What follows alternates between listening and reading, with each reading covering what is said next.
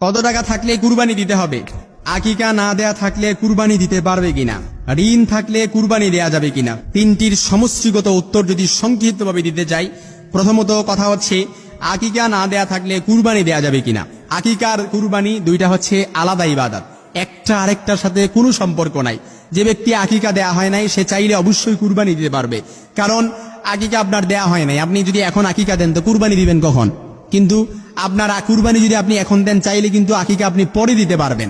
সুতরাং আকিকা আর কুরবানি দুইটা আলাদা ইবাদত, একটা আরেকটার সাথে কোনো সম্পর্ক নাই। আপনি এখন কুরবানি দেন, আকিকা চাইলে পরেও দিতে পারবেন। আশা করি বুঝতে পেরেছেন। তারপরের প্রশ্ন হচ্ছে কত টাকা থাকলে কুরবানি দিতে হবে? নিসাব পরিমাণ সম্পদের মালিক হলে আপনাকে কুরবানি দিতে হবে। নিসাব পরিমাণ সম্পদের মালিক মানে কি?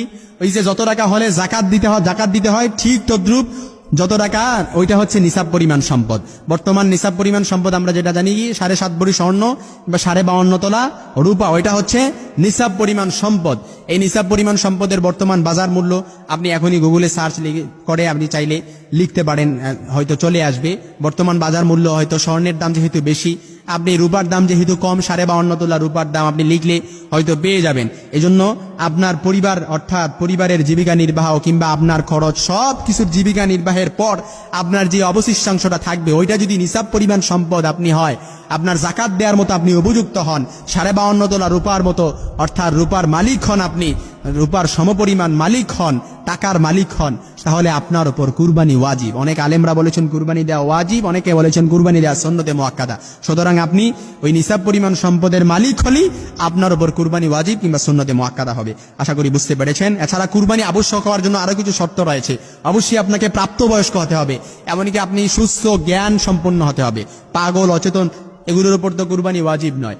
এমনকি আপনাকে অবশ্যই মুসলিম হতে হবে, এছাড়া অমুসলিম কারোর উপর তো কুরবানি ওয়াজিব নয়। আশা করি বুঝতে পেরেছেন। তারপরে গুরুত্বপূর্ণ আরেকটি প্রশ্ন হচ্ছে ঋণ থাকলে কুরবানি দেওয়া যাবে কিনা। এটা অনেকেরই প্রশ্ন, ঋণ থাকলে কুরবানি দেওয়া যাবে কিনা। প্রিয় ভাই আমার, খুব সুন্দর করে ভালোভাবে সংক্ষিপ্ত করে বোঝেন। ঋণ থাকলে কুরবানি দেওয়া যাবে কিনা। আপনার এমন ঋণ, যেই ঋণটা আপনার মনে হচ্ছে যে আপনার যেই চাকরি করেন আপনি, এই চাকরির আপনার জীবিকা নির্বাহের পর আপনার খরচ সবকিছুর পর আপনার যেই চাকরির অবশিষ্টাংশ টাকা দিয়ে আপনার ঋণটা পরিশোধ করা যায়, এমন যদি হয় যে পরবর্তীতে আপনি ঋণ পরিশোধ করার মতো আপনার সামর্থ্য আছে, এমন যদি হয় তাহলে আপনি ঋণ করেও কুরবানি দিতে পারবেন, কোনো সমস্যা নাই। আর যদি আপনার সামর্থ্য না থাকে, ঋণ পরিশোধ করার মতো পরবর্তীতে সামর্থ্য না থাকে, এবিলিটি না থাকে, কোনো সোর্স না থাকে, ঋণ করে কুরবানি না দেয়াই উচিত।